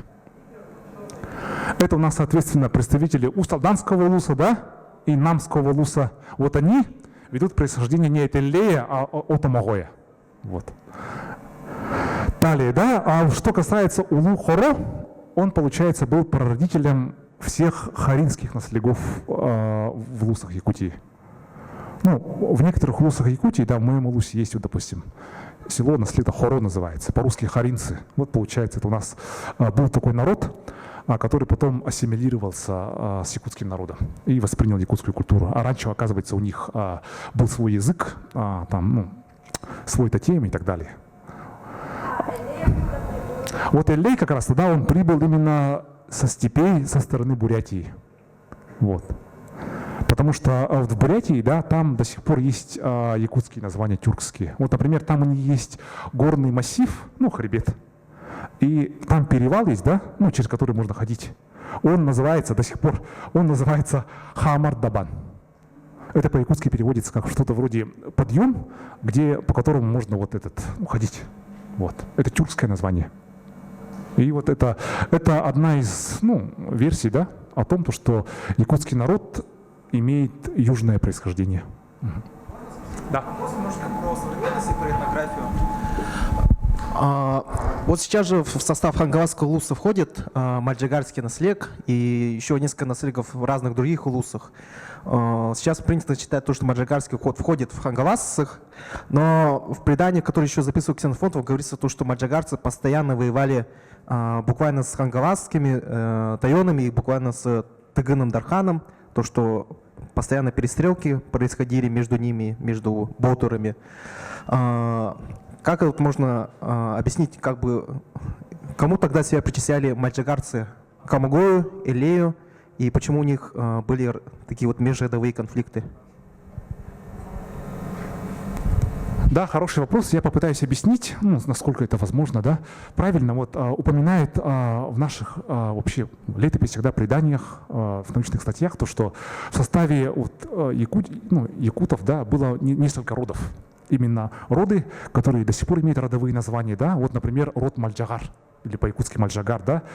Я хочу сказать то, что у нас вот есть такая деревня, знаете, деревня Булгуняхтах. Вот получается, это первый мальджигарский наслег. И в сторону, получается, Лёкминского улуса, да, по реке Лена, их там несколько.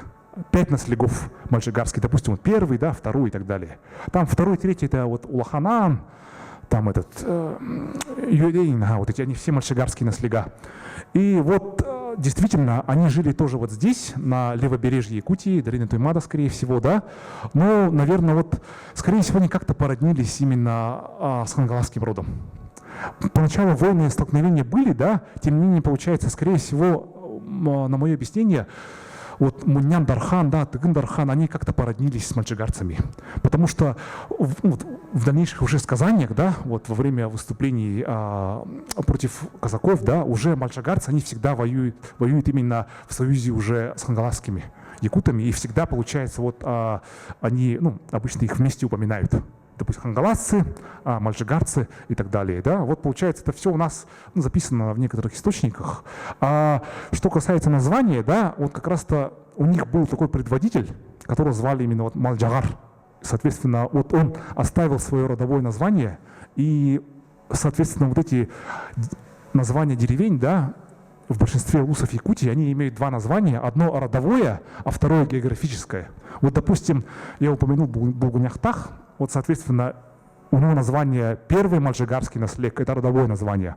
А Булгуняхтах это от слова Булгунях, это холм, соответственно, да, такой, без деревьев, такой просто как будто холмик, на который можно подняться и так далее.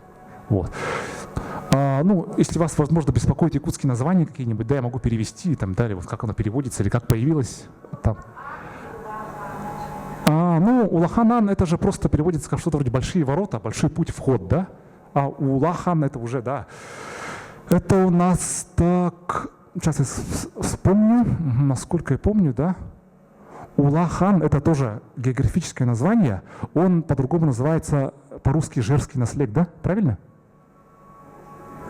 По-якутски Джер Неглега. Джер это, насколько я помню, был такой мифический потомок Тыгына. Это один из своих сыновей, скорее всего, либо племянников. Он, получается, обосновался, ему выделили родовые земли, да, и, получается, вот этот Джер, да, вот Улахан, это его земли. Вот, то есть Джер это тоже вот родовое название, а Улахан это уже, соответственно, вот что-то связано вот то ли с заболоченными участками, либо же вот когда река Лена разливается, она заливает вот эти погостные угодья. Может, с этим связано, скорее всего. Поселок, это который Немегу, да? Правильно, вот это тоже хангаласский улус. Вот это название Немегу, это родовое. Это тоже по упоминаниям вот этих стариков, да, был такой тоже предводитель, которого звали Нямюгю. А вот получается «ой», это есть две версии, да, то, что, во-первых, это у нас от якутского слова «прыгать». Как-то появилось, да, но я сам склоняюсь к тому, то, что это кусочек якутского слова, который стал коротким, да, есть такое слово якутское «оюр», знаете, да? «Оюр» — это такой лес небольшой, не тайга, да, а именно «оюр» — это лес, перелесок и так далее. Раньше, оказывается, возможно, в этой местности, да, были леса. Потом их полностью все срубили, остались такие перелески, и получается, вот «ой», да, он осталось именно от слова «оюр», вот, как кусок слова именно. Такое могло быть. А может и нет. Еще вопрос. Когда казаки впервые пришли на территорию Якутии, они же сделали записи о названии различных племен, то есть властей. И там многие, например, названия, они не совпадают с современными. Например, вот Ярканская волость, современная Джарган, и Юсальская волость, на данный момент это Джугау. Могло ли за это время, то есть с 1640-х годов, с 17 века по 20-21 века, так сильно измениться язык? Или это проблема уже восприятия языка казаками?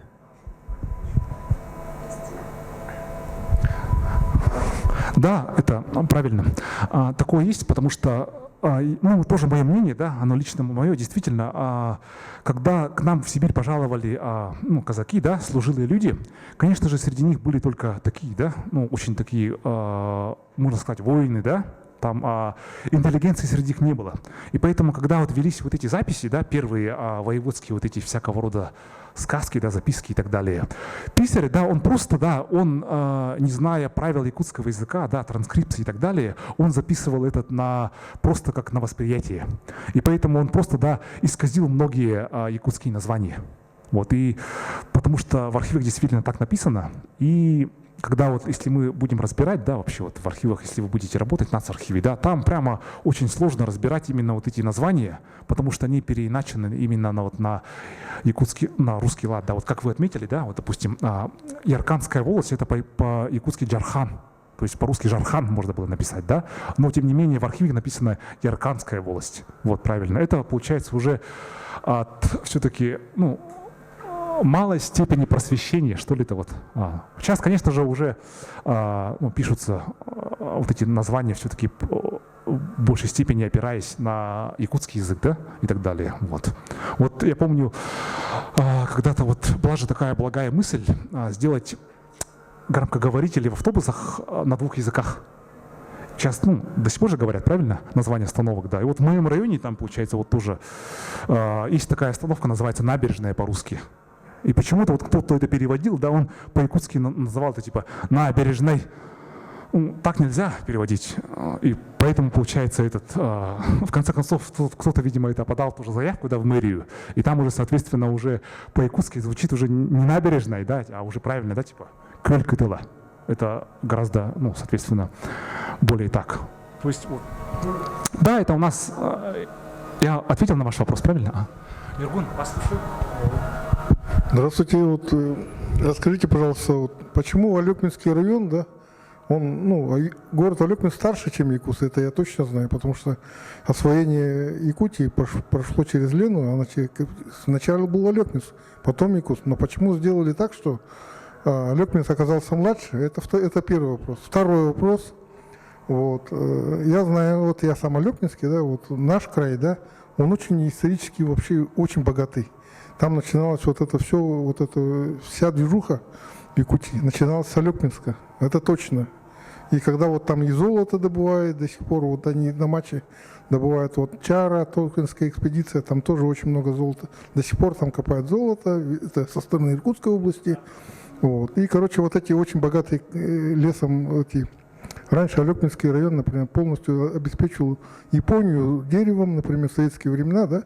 Помните вот эти плоты, ну вот Алекминск, например, почему-то прибедняется и до сих пор с толком не развивается.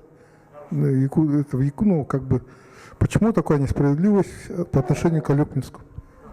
Во-первых, я не такой правитель, да, госуровня, чтобы вот, да, ответить, но тем не менее, да. Что хочется сказать, Нургун, это вопрос исторический, да. вот вы сказали про Алюкминский улус, да, я его хорошо знаю, это родина моего отца. Вот что хочу сказать. Во-первых, да, вы говорите, почему Острог построили позже, чем Якутский, да? Острог. Во-первых, когда, ну, вообще наше якутское население осваивало нашу землю, да, если они пришли с юга, если мы придерживаемся этой теории, да, как вы знаете, якутский народ скотоводческий. Им нужны для нормального существования лошади и скот, правильно? А лошадям и скоту нужны аласы, такие прямо хорошие сенокосные угодья. Ага. А самые лучшие сенокосные угодья, да, они находятся не в Алюкминском улусе, а находятся они где? В центре Центральной Якутии. Вот получается, из-за этого получается, вот якутское население, да, оно Алюкминский улус миновало, когда заселяло эти земли. И, получается, освоилось в Центральной Якутии. А что касается именно вот освоения самого Острога, да, казаками, у них, наверное, тоже были свои вот эти сведения, как бы разведка, да, эвенкийские проводники им донесли то, что именно вот центр Якутии, да, находится именно Нюргун, именно вот как раз-то в Центральной Якутии, в районе озера Сайсары. То, что там живет именно вот этот, да, легендарный Муньяндархан, да, и вот это, получается, вся якутская аристократия там сосредоточена. В Алюкминском улусе, да, заселение которого оно могло начаться позже именно этих сроков. Потому что, пытаясь избежать ясака, да, многие наши, получается, якутские роды, да, они после появления казаков стали расселяться по всей Якутии. И это могло быть, да, могло и не быть, то, что деревни наслега Алюкминского улуса, да, могли заселиться именно позднее, то есть пытаясь убежать именно от ясака. И чуть позднее заселить Алюкминский улус, который был очень таежным. Там очень много деревьев, да, там есть аласы, да, но они очень маленькие, я сам знаю, я же в них был.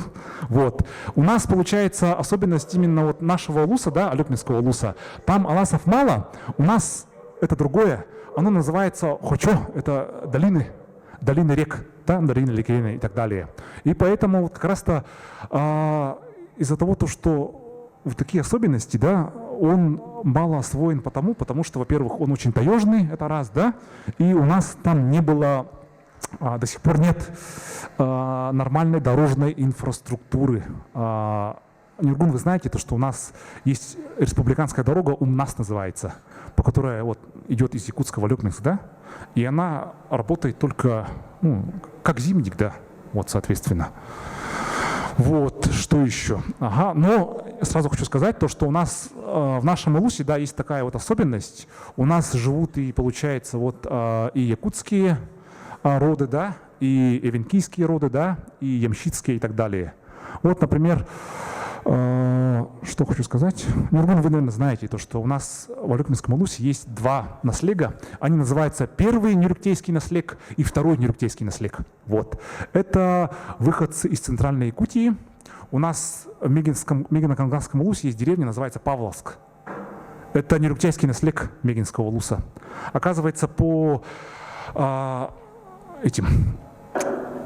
истории краеведов, да, Нюрктей, да, по-якутски, был такой наш предводитель, это родина моего отца, родина моего деда, Нюрктей, да, его звали Нюрюк. И вот получается он, да, со своими вот этими домочадцами, да, вот как будто вот эмигрировал, отдалился, типа отъехал, да, Тейнхалбет, Тей, вот типа Нюрктей, вот получается, это, получается, дало название всем наслегам, потому что эти наслега есть не только в Алюкминском улусе, в других тоже. Вот, получается, якутские роды, да, они расселились, либо пытаясь избежать ясака, либо же Нюргун, скорее всего, они эмигрировали, чтобы найти себе лучшие сенокосные угодья. Вот когда в Центральной Якутии угодья все закончились, потому что таёны обычно все это, ну, лучшие земли к себе забирали, вот поэтому многие, получается, якутские жители, да, просто искали себе более лучшие земли и уже могли, получается, да, вот через Вилюйские улусы, да, вот освоить, допустим, вот и Алюкминские земли, да, и так далее, либо просто вот, да, двигаясь, получается, вот вверх по реке, да, именно освоить эти земли. Потому что вот название вот Нюрктей я озвучил, да, вот Кыллах, да, это Меик, что там еще, Тюгön, да, другие там названия, да, Абага и так далее, они тоже, эти же названия, они есть в Центральной Якутии. То есть когда-то у них был, наверное, один предводитель, да, родовой предок, но сохраняя свои родовые традиции, да, именно вот связь, чтобы со своими предками сохранить, название наследников они оставили. Вот. Допустим, вот первый нюрктейский наследник, да, он, получается, вот разросся, соответственно, да.